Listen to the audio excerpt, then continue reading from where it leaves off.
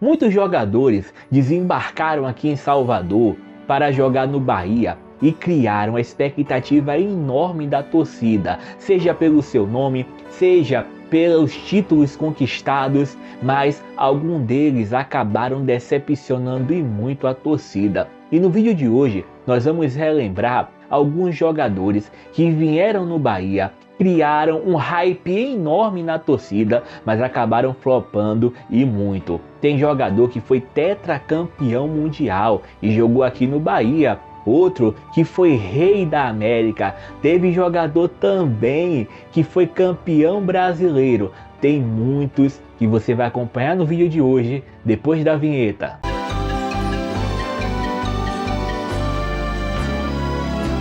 Olá pessoal, sejam todos bem-vindos ao nosso canal, um prazer imenso receber você aqui conosco.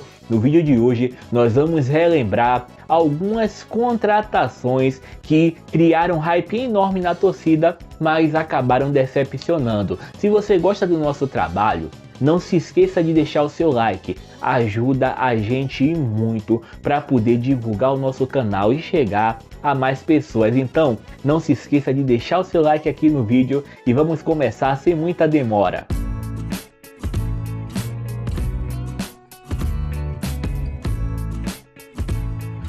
O nosso primeiro jogador foi tetracampeão mundial, um craque. Vamos começar falando de Paulo Sérgio.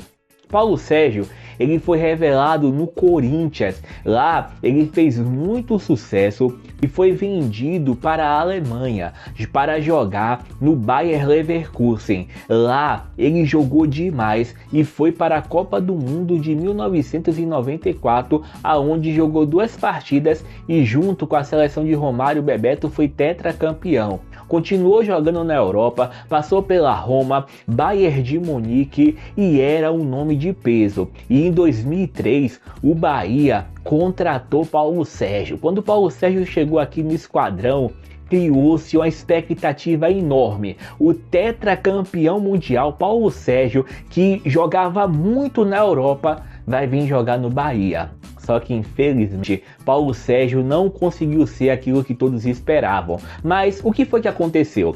Paulo Sérgio ele fez o seu primeiro jogo contra o Flamengo, aquela derrota de 2-1 de Júlio César chuta a bola no zagueiro, aquele gol bizarro. E ele jogou aqui 10 partidas, deu 2 assistências, acertou bola na trave e tal. Só que do nada ele acabou decidindo ir embora do Bahia. Disse que tinha problemas pessoais com a família, tal, foi embora. 10 jogos, todos criando expectativa. Ele não estava jogando aquilo que a gente esperava. Só que nesse podcast aqui, no Inteligência Limitada do Vilela, ele acabou falando o que foi que aconteceu no Bahia. Acompanhe comigo aqui esse vídeo. Felipe, né? É Felipe. Então, em relação ao Bahia, Felipe, o negócio foi o seguinte, cara. Eu volto pro Brasil e eu recebo eu sempre aprendi uma coisa na Alemanha, Vilela. A palavra vale mais do que dinheiro. Ou vale mais do que assinatura. E aí, cara, eu peguei com o Paulo Maracá, já chego no Brasil, Paulo Maracá, pô, Paulo, vem aqui pro Bahia, tal. Eu falei, vou fazer uma coisa diferente, né? Sai um pouco aqui desse eixo Rio-São Paulo, tal. Tá bom. Fechou assim, mesma coisa. Nelsinho Batista tava no Flamengo. Paulo, vem aqui pro Flamengo. Pô, professor, eu me apalavrei com o Paulo Maracajá e fui pro Bahia. Chego no Bahia, primeiro mês, nada. De grana? É. Pô, e eu vindo de lá, de vez em quando então, pegava, vinha pra casa, tal, vou, pagava do meu, né? Nossa. Segundo mês, nada. No terceiro mês, o Paulo não pagar metade de um mês. Foi o quê? Que? Não, vou embora. E aí peguei e rescindi o contrato lá. e vim para São Paulo.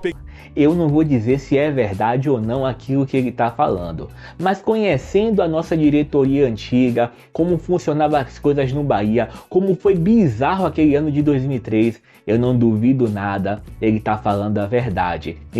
Paulo Sérgio jogava muito, mas infelizmente aqui no Bahia ele não conseguiu ter o destaque que a gente esperava. Vamos então para o nosso próximo jogador.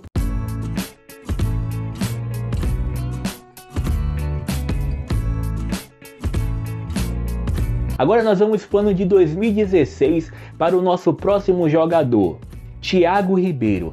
Thiago Ribeiro, ele fez muito sucesso jogando no Cruzeiro. Inclusive foi artilheiro de uma Libertadores, jogava demais, um ponta de velocidade, fazia gols. Ele jogou muita bola no Cruzeiro, depois ele foi jogar no Cagliari, jogou no Santos. E lá no Santos, ele fez o gol que selou o rebaixamento do time de Canabrava. É um gol muito comentado, as pessoas dizem que foi esse gol aí que fez o Palmeiras ser quem é hoje. Eu não sou da teoria da conspiração, mas ele marcou esse gol que rebaixou o time de Canabrava. E de lá ele foi jogar no Atlético Mineiro. Quando chegou o ano de 2016, ele foi contratado para jogar no Bahia. E criou-se uma expectativa enorme para a chegada de Thiago Ribeiro aqui no esquadrão. Ele veio recebendo quase 300 mil reais. Mas quando chegou aqui no Bahia, não jogou nada. Era muito descompromissado, era complicado, estava fora de forma, não jogou nada com nada. Fez um gol contra o Fluminense de Feira no Campeonato Baiano e depois foi muito criticado demais pela torcida. Chegou no Campeonato Brasileiro, teve alguns jogos que ele esboçava uma reação, fez um gol contra o Goiás em um triunfo, mas acabou que ele, no seu futebol, foi muito fraco. E na sequência de derrotas que o Bahia teve naquela Série B, ele foi um dos culpados pela torcida e acabou sendo afastado pelo técnico Guto Ferreira. Então ele acabou sendo afastado e no final do ano não foi, ele foi devolvido para o Santos. Ele fala que ele estava em depressão. Saber de você, uma avaliação sua da sua passagem, dos seus jogos pelo Bahia, o que foi que aconteceu, que você não rendeu tudo que a torcida podia esperar. Eu queria saber de você exatamente o que é que Até porque fomos testemunhas de uma expectativa muito grande. Quando você foi contratado, a torcida do Bahia vibrou demais com a contratação. Realmente abriu assim uns... Foi até inesperado por um jogador do seu calibre vir jogar na Série B. Não, sabe o que é? É assim, a minha passagem aqui no Bahia durou apenas, eu tô aqui até hoje, né? Mas pode dizer assim, o tempo que eu estive no grupo, jogando 3 meses, né? Então assim, muito curto, né? Muito curto. Eu tenho total consciência que o meu rendimento nesses 3 meses foi muito aquém, né? Muito abaixo do que eu posso. Sim. Posso dizer assim, que eu não joguei nem 50% do que eu poderia ter jogado, né? Poucas pessoas sabem disso, né? Porque eu nem comentava isso antes, né? Isso aí eu guardava pra mim, pra minha família, né? Até porque é um assunto delicado, né? Eu passei por uma depressão muito forte a partir de outubro de 2014. Então, a minha reta final no Santos, os meus quase 1 ano de Atlético Mineiro e esses meses aí no Bahia, eu tava muito aquém da minha forma física. E isso o atrapalhou muito, mas dentro de campo ele foi um péssimo jogador, que foi muito criticado e foi justo o seu afastamento. Vamos para o nosso próximo jogador.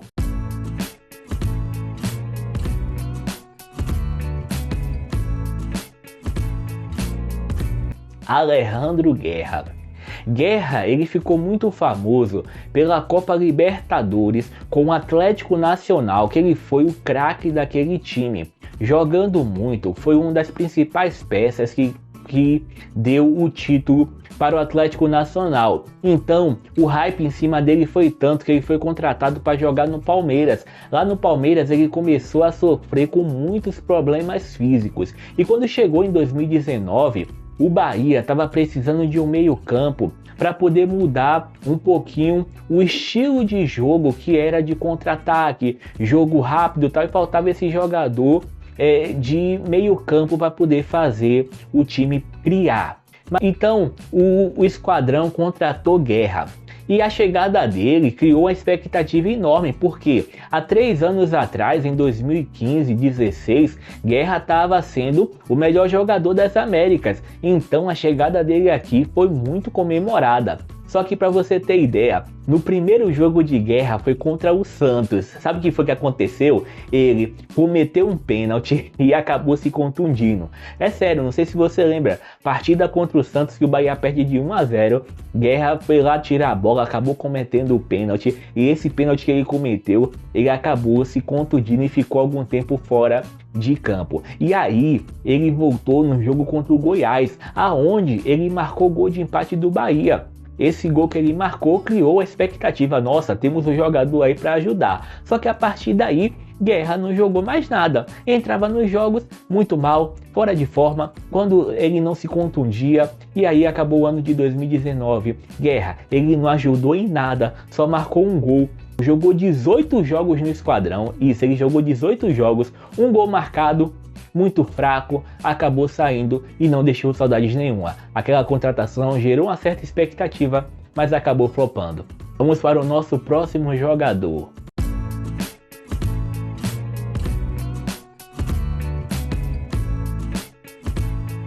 Cleison.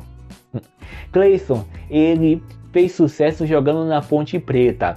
Lá, o Corinthians se interessou pelo seu futebol e o contratou. No Corinthians, Cleison ficou de altos e baixos. E quando chegou no ano de 2020, o Bahia estava precisando de um ponta e se interessou em Cleison. E Belintani teve a brilhante ideia: vamos pagar 4,5 milhões de reais por 40 ou foi 60% do jogador. Então, Cleison desembarcou aqui na Bahia para jogar no esquadrão e criou-se uma expectativa enorme pelo jogador. Inclusive falavam que ele era um cantor famoso da época, que eu não lembro o nome, vou botar a foto desse cantor aqui, e todos falavam: o homem vai jogar muita bola aqui no esquadrão. Mas não foi o que aconteceu. Antes da pandemia, Cleison já era contestado. Então veio a pandemia, quando voltou o futebol, aí, meu amigo, com o Bahia perdendo a Copa do Nordeste pro Ceará de uma maneira lastimável, Cleison foi muito criticado. Continuou o Campeonato Brasileiro, Cleison não jogando nada, só veio marcar o seu primeiro gol de pênalti numa partida contra o Internacional, mas 2 rodadas depois perdeu o pênalti contra o Atlético Paranaense. Era assim, uma hora parecia que Cleison ia jogar bola, mas depois não jogava nada, fora os cruzamentos. Ele era muito conhecido por dar cruzamento certo. Aqui no Bahia ele teve um aproveitamento de 100%. Todos os cruzamentos que ele tentou, ele errou. 100% de aproveitamento. Cleison, velho. Cleison é titular. Quem é Cleison?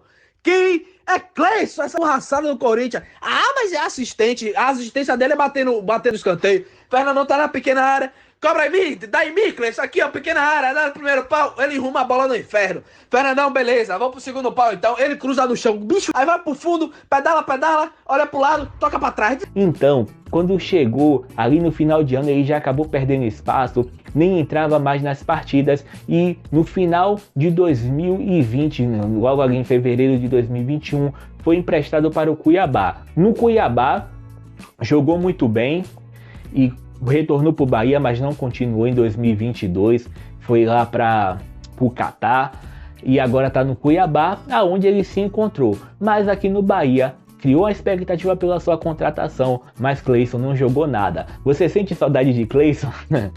Você chegou até aqui? Eu tenho certeza que está gostando do nosso vídeo. Pessoal, deixe seu like. Não esqueça, não deixa seu like. Deixou o like?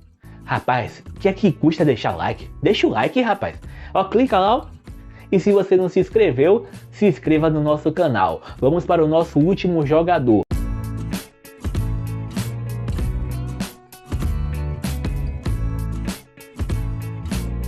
Esse jogador é muito recente e ainda está jogando no esquadrão. Vitor Hugo.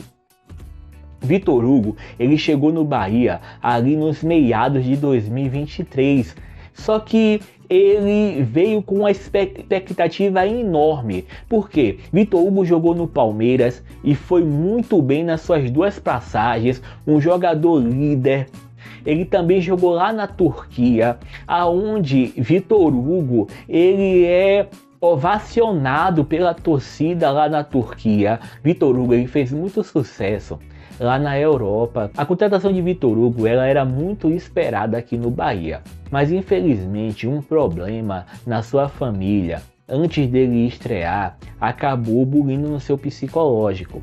Então esse problema pessoal eu tenho certeza que acabou o atrapalhando dentro de campo, porque logo na sua estreia Vitor Hugo já comete um pênalti e depois ele cometeu vários erros em sequência aqui no Bahia, erros esses que custaram resultados, derrotas e o que eu digo para você, aquele jogador que tinha uma expectativa enorme em cima do nome dele acabou de ser muito criticado. Todos criticaram Vitor Hugo, queriam que ele saísse do time para a entrada de Gabriel Xavier. Então, um episódio que ficou marcado são 2. Um no jogo contra o São Paulo, onde Vitor Hugo ele acaba indo lá para frente, o Bahia toma aquele gol. Eu não sei se foi culpa dele porque ele não estava. Eu dou mais a culpa a Camilo Cândido naquele lance pela sua falha, mas onde ficou marcado foi o Rogério Ceni dando bronca em Vitor Hugo e Vitor Hugo discutindo com o Rogério Ceni. Aí depois teve o episódio daqueles bonecos que foram colocados com o nome dele, de Canu, de Cicinho e outros jogadores. Também do gestor Cadu Santoro, mas graças a Deus o Bahia consegue escapar do rebaixamento. E eu digo para você que eu tinha uma expectativa desse ano, Vitor Hugo dar a volta por cima, porque ele veio no passado, aconteceu problema pessoal com ele, veio de um ano completo jogando na Europa, e quando chegou o início do ano, Vitor Hugo acabou indo jogar lá no Panathinaikos. Jogou lá durante 6 meses, voltou para o Bahia, só fez uma partida esse ano que foi contra o Internacional, que ele entrou já no segundo tempo e não jogou. Estamos quase acabando o ano, eu tenho certeza que Vitor Hugo não deve mais entrar em campo e quando acabar a temporada, com certeza ele deve ser vendido. E foi aquela contratação que eu digo para você com um ar de tristeza, porque eu esperava muito de Vitor Hugo. Eu tenho certeza que se não fosse o problema pessoal na família dele, que ele iria jogar muito aqui no Bahia. Talvez, se ele não vai para o Panathinaikos, ele com certeza esse ano teria mais sequência e jogaria mais. Coisas do futebol. Pessoal, muito obrigado pela sua companhia. Agradeço a você por ter chegado até aqui. Nós vamos começar um novo quadro que vai ser contando jogo a jogo as partidas da Série B de 2016 em 1 minuto. Acompanhe com a gente esse novo quadro que nós vamos começar ainda essa semana. Muito obrigado pela sua companhia e até mais.